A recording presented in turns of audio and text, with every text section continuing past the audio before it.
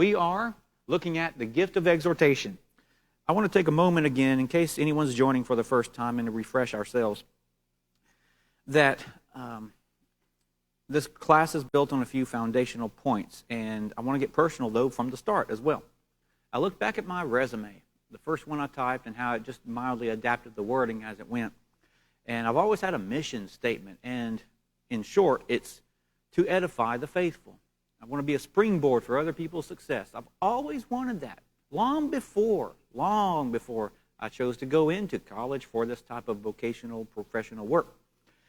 And I've wanted to build up one another to love and good works. That's my nature. I love good, encouraging words, and I love to learn. Hebrews 10:24, well, it's good to know what types of things to do. That comes through teaching. That's what the series can help us with. So I do hope that you are enjoying this special series on this unique topic. It's not often discussed. Greater awareness. This series will help us with greater appreciation, accountability, and clarity to live out our purpose. It's a beautiful thing when each member does his or her part in the congregation. That's beautiful. That's God's design. Beautiful. We are in an interdependent system. I'll get more personal in a minute. The spiritual gifts. Paul told us in 1 Corinthians 12:1 to not be ignorant about them. And that's why we're studying this series. Apparently, with all the verses like Acts 2:38, 1 Corinthians 6:19, Romans 8:9, and Ephesians 1:13, His Spirit and His spiritual presence with us as we go and actively yield to His guidance, as we live out His will, working out our salvation, all of that happens simultaneously. And all of that helps us grow and mature to help the body.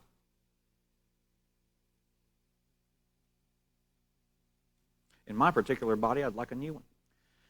At least a few parts. We are in the church, and the church is a body, and we are to carry it out. But the question is, what role do we have? I dare say, I'm bold enough to say, that I feel like 70% of the members would do more if they only knew what they were supposed to be doing. Well, this class will help with that. Spiritual gifts, what are they? In this class, we're defining them this way. A God-given ability or skill that enables the recipient to perform a function in the body with ease and even enjoyment while having success. Someone will say, that sounds like a talent? Well, everyone's born with talents, and they grow into those skills and skill sets, natural functions that can be developed. But a spiritual gift might be enhancement of those talents to be used for the Lord's glory. So that's a good distinction. If we are, and everything that we become is to be glorifying God, then let's praise God for how He has blessed us and has assisted us to assist. And that's a joy when we actually do. We're going through so many different talents that we may not know which one's ours. The sign gifts, we've said that those have fulfilled their purpose. They've validated Christ and His message. We just need to live it out. But the church still has certain needs, and it's obvious people are different. So let's spotlight another gift. And we will see how Oak Hill is blessed in this regard. And maybe we can bless it more by our own growth. This whole series is inspired by a book that you can buy for just a few dollars used. And even though it's not being referenced every week, it's been a good inspiration for even the structure of the outline and the interactive outlines that we have. I want you to rate yourself on how you are on this gift. The spiritual gift of exhortation. The Greek word for exhort means a calling to one's side to aid. The exhorter comes alongside people to build them up. Thank God for those people. I have had exhorters placed in my life at just the right times, or else I would probably not be standing here. And I'm thankful for that. Can we say that of other people, that we were there when they were in need? I know we want that. We struggle perhaps to find the right words, and some of it's developed over time, but what's natural for you? Here's some pre-study reminders. Since we're only focusing on section 1, it's important to remind us of these truths. Romans chapter 12, and I'm going to read these because we haven't read this in a while, about 5 weeks. Romans chapter 12, verses 3 through 8. Romans 12, 3 through 8. I'll be reading from the New King James. For I say, through the grace given to me, God's manifested love in this way, to everyone who is among you, not to think of himself more highly than he ought, but to think soberly, as God has dealt to each one a measure of faith.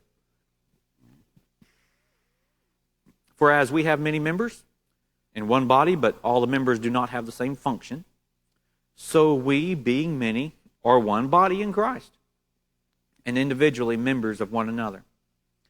Having then gifts differing according to the grace that is given to us, let us use them. And he lists things like prophecy, and we'll emphasize teaching in this respect.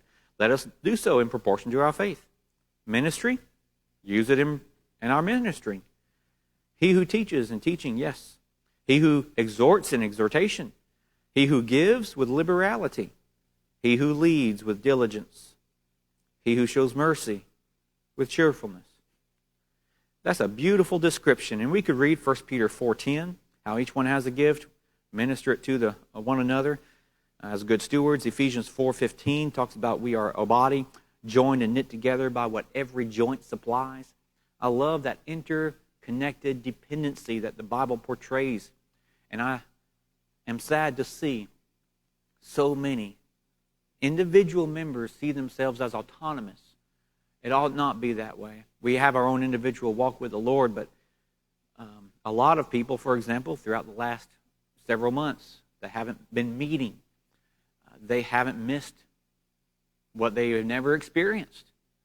And that's sad. So, it's important to say from these verses, we all are necessary, and we each are working differently. I have a good illustration for you.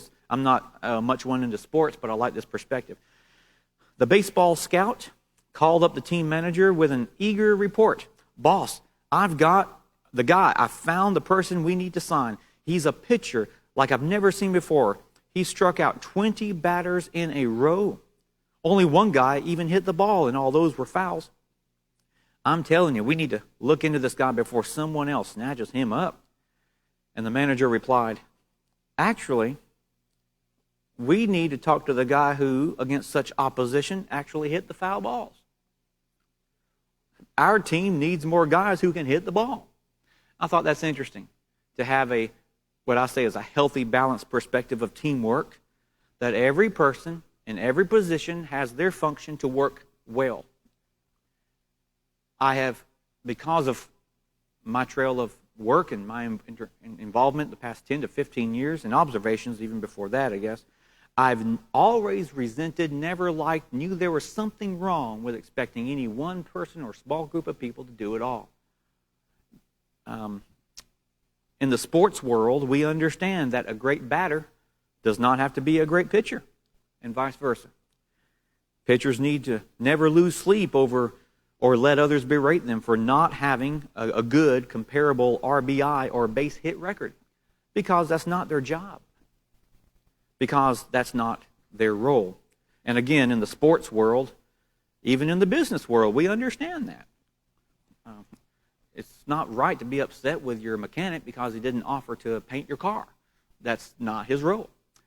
So frankly, spiritual siblings simply don't do so well, in my humble estimation. I hope that you are the exception, but spiritual siblings as a whole might not do as well, if not taught, to apply these concepts to church work.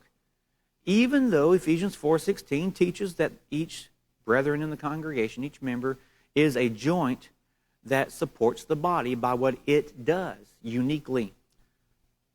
The various operations of the local church are to be primarily carried out by each member's area of giftedness.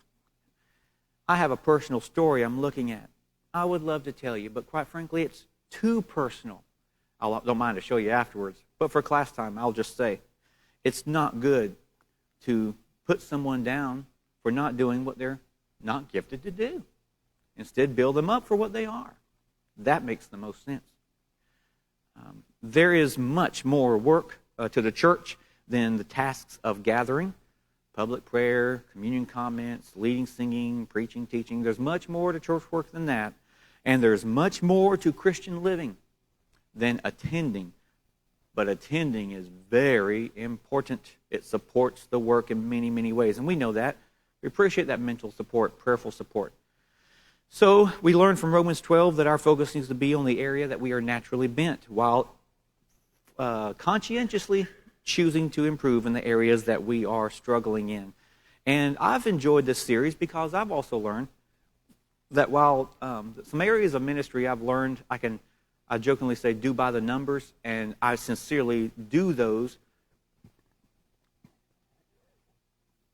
I've learned something, that if I travel far enough back with the knowledge I know now, I remember what tasks are just not me, but that I've learned, versus what my natural inclinations were and were not. It's been very insightful for me, and I don't need to let this get too personal, but I hope that you are doing the same as you're listening. To say, oh, I've got pretty good at this, or I'm not good at that, and just evaluate yourself. Why am I not good at this? Why didn't I develop this? Was I discouraged before? But is that my natural inclination? Ask yourself all these questions. So far, in just the first two discussions we've had about service and teaching, about a fourth of you may have personally related to that. The enjoyment of your experience of class may have been that you just maybe understand those people more, but that you realize you don't. Some of you strongly related to those first two studies. And the goal of any of these that you score highly in on section 1, the goal is to score low on the section 2 so that you overcome those challenges and have a balanced life in your gift. But in this case, it's okay if you score low. We're just seeing, it's not a score of importance, it's just seeing where you are. And at the end of the series, keep these scores or these numbers, and we will show you how to fill in a bar chart. And you can see a little picture of how you are, maybe the place what you fit in the best. So I've seen that someone else can sometimes do things better, and I have learned to, if someone else is able, willing, there, present, and available to do things that are they're better gifted in, let them do it to the glory of God. I still want to learn and don't want to lose my skills, but let them do it to the glory of God. There are things that I'm more gifted in, and I will focus on that. That's okay. But you might discover tonight that you belong here. Are you a natural exhorter? I'd like to read 2 Corinthians 13:11. Finally, brethren, farewell, become complete, be of good comfort. There's that word, comfort. Be of one mind, live in peace, and the God of love and peace be with you. Be of good comfort. Now, this is where we see a translated word that is the same for exhort that we see in Romans 12. Same word here in this case. Exhort, be of good comfort, exhort. All right, I need that strength like the pressure of a tire when it's low. I need to be exhorted with strength from within. And some brethren are obviously better at this than others. Some people I can't say the same of. We all know those people. You don't have to give me names. But we all have encountered people who I don't think know how to say anything positive. I don't think that I think the world has conditioned them otherwise.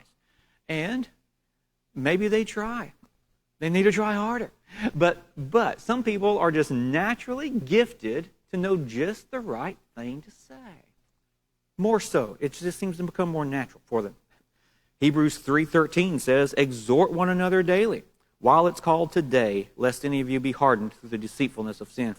Hey, we need to joyfully encourage each other to stay faithful and to joyfully be faithful, because sin is deceptive. So when we gather, when we share and communicate and fellowship, where would the church be without those exhorters that keep us strong when you walk in the building? Are you the type of person that wonders who's going to talk to me? Or, regardless of past, it's just naturally you think, who's going to talk to me? Or, I can't wait to talk to everybody. I don't want to miss anybody this time. Thank God for these people who strengthen us. With this ability comes extra responsibility. And this lesson in part 2 will examine their weaknesses, and that's going to be I'm going to enjoy teaching on that one more, but this is so important that I hope it blesses you immensely. Here are some 5 characteristics in the last 15 minutes of our class, just simply looking at their strengths. And tonight, let's just, in our minds, appreciate these people, and let's do our best to want to improve in this regard if we don't already rank high and on our own mind evaluate us high on this delusions of grandeur, saying, oh, I'm really good on this and this. No. I started out with a strong desire. That doesn't mean I have the skill, but the desire is there, so we can work on it. The nature of exhortation, the nature of encouragement is the meaning of the nickname that people gave Barnabas. How would you naturally rank on these? 0 is never, and 10 is always. Point 1. Exhorters want to help people.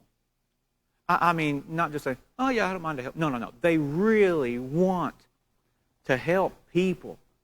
They are driven initially by this. And those who mature through the trials refine their commitment to make sure they know it's not about them. And that's a beautiful thing to see. There are so few people that seemingly be selfless, but Barnabas was genuinely concerned about people. Acts chapter 4, verses 36 through 37. Joseph, was also named Barnabas by the apostles, which is translated son of encouragement. And it says, having land, in verse 37, sold it and brought money and laid it at the apostles' feet. Oh, he was one of those people that did that. I'm not a bit surprised. When there's people in legitimate need, he was one of those people that did it. And that shows he was strengthened in the gift of giving as well. So that's a good pair-up. But his exhortation and his encouragement grew out of that concern for others. And it's good to be around people like that. Having already addressed the issue of teaching, as we did last week, I want to help us with showing some similarities, but I want to highlight the differences. This will be fun because they've been very interwoven in my life. And separating those for this study was very interesting. Teachers and exhorters tend to fall into the same roles. They might be a preacher, they might be an elder, they might be a deacon.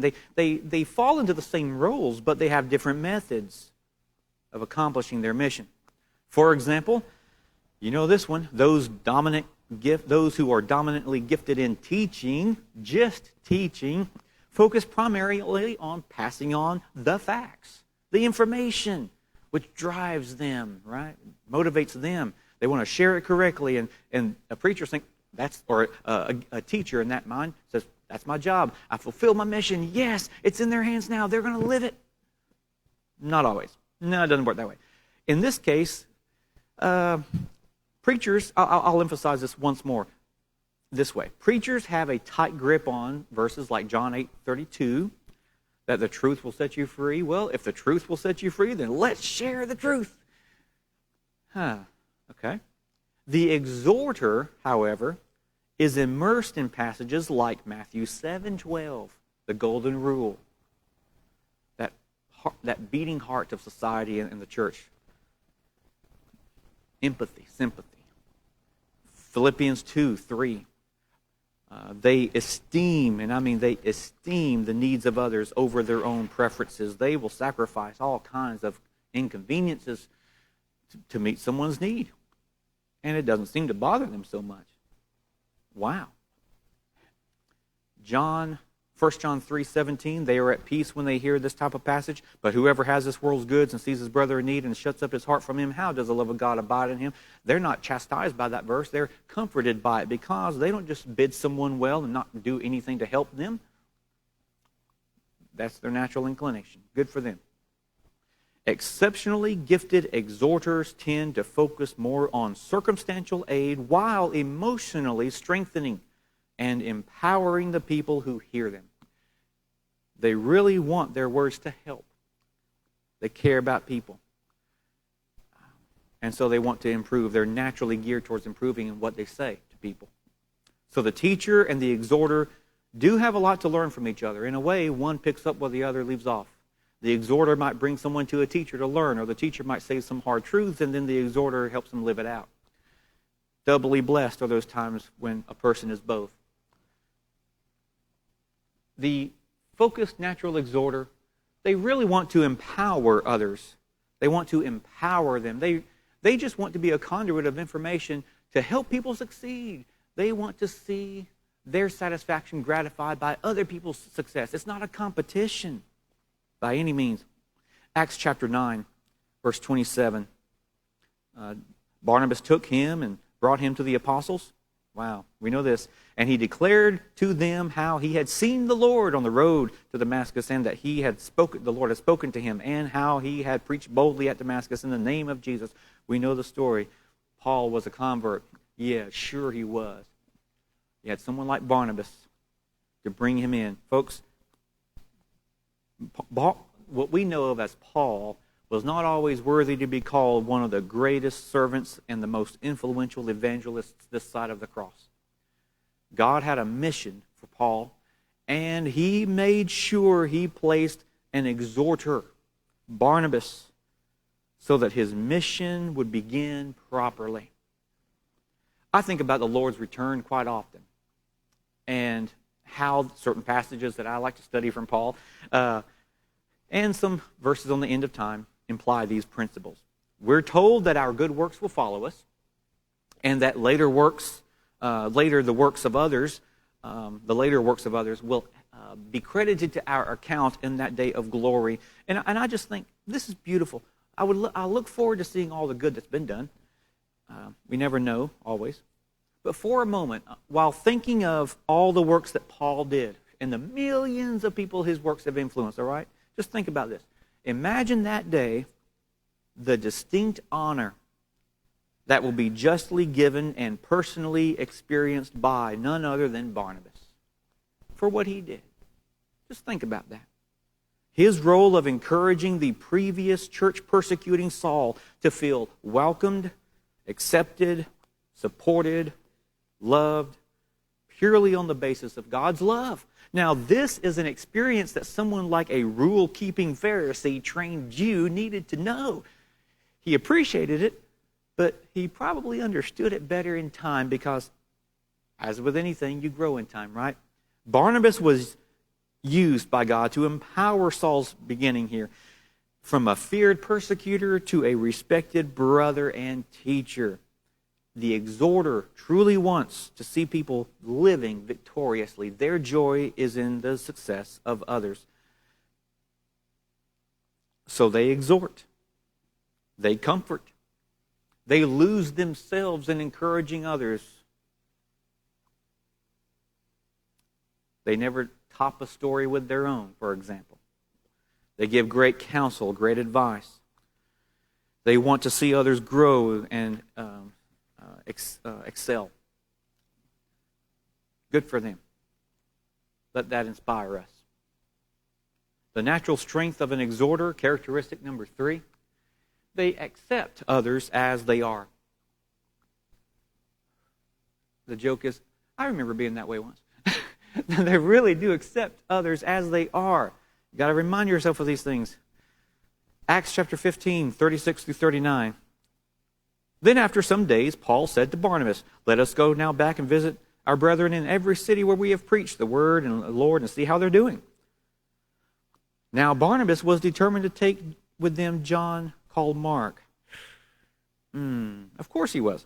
But Paul, naturally, insisted that they should not take with them the one who had departed from them in Pamphylia and not gone with them to the work. Then the contention became so sharp that they parted from one another. They continued the Lord's work, but in different ways. All right, Barnabas took Mark and sailed to Cyprus. Wow. John Mark had abandoned Paul and Barnabas on their first journey. Paul was gifted as we would say a prophet, but in this case we're emphasizing teaching. So in the series, when we focus on teaching, the skills for factual insight and discernment, yes, no, black, white, in, out, whatever, Paul was not necessarily at this time, by giftedness or conditioning, trained to show much mercy, which is a gift we'll look at later, nor compassion. So frankly, someone like the newly convert Paul was someone we wouldn't have wanted to be around. You mess up once, you're out. That shows who you are. Forget it. Okay, I'm done. Next. Perfect timing on that bell. In Paul's mind, John Mark had messed up. Those were the facts. And I'm comfortable to say he was probably conditioned to be quick to condemn. He appreciated what Barnabas did for him and gained respect for Barnabas, but was Paul good at this time to reflect that same type of exhortation and mercy? Sure, John Mark had messed up, but this moment is a fresh moment for have a new start. Teachers are blessed with a mind to think in terms of yes, no, black, white, right, wrong, up, down. And we need people like that to keep us grounded in doctrine. But we need that balance of application for exhorters to bring in. The exhorters, they tend to see the spectrum and what's called a maturity continuum. Yes, this is where they were, this is what they did, but here's where they are, and here's where they're going to go. They're on their track. They're making progress. Be patient. The exhorter often easily sees the unique needs and can carefully help that person in that moment to a point where they accept those difficult truths or even apply them if they know them. That can be a weakness of just a strong teacher or a staunch teacher. Number 4, exhorters focus more on application. Oh boy. Acts chapter 11, 23 through 26. I won't read for time, but it's interesting to see how Barnabas and Paul worked. Now, Barnabas was encouraging people along the way, and in this, whenever Paul was not with him, was Barnabas teaching as much or encouraging them to live out what they know and applying it in their lives? To me, it's one and the same. I've been very blessed with insight this past week. But Barnabas had a different style. He didn't come to Antioch merely to pass on information. Rather, he wanted to produce results. He didn't communicate to the Christians in terms of what they might know or need to know, but he focused on what they needed to do because of what they know. The exhorters and the teachers will both teach and preach, but you can tell by their sermon style what their natural giftedness is.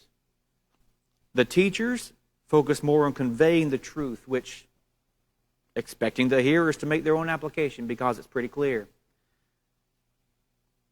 I chose early on to exhort through teaching. That explains so much. It complicates things, but it explains so much. I relate to this so well.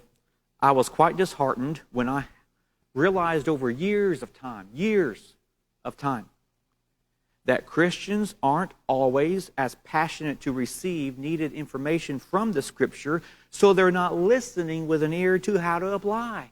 You really have to spell it out. Which to a teacher, if you explain the truth accurately, that's enough. Well, thankfully, this is where exhorting comes into play, and they can pick up and say, here's how to live it out. They need each other. They would do well to learn from each other. The exhorter focuses on getting the response from the hearers, and I always hope to have application balance, but for example, Sunday you heard me, I employed some of the principles of exhortation more than teaching. It drove me nuts, but it had results. Because that's what I want to do from the beginning, is exhort through teaching.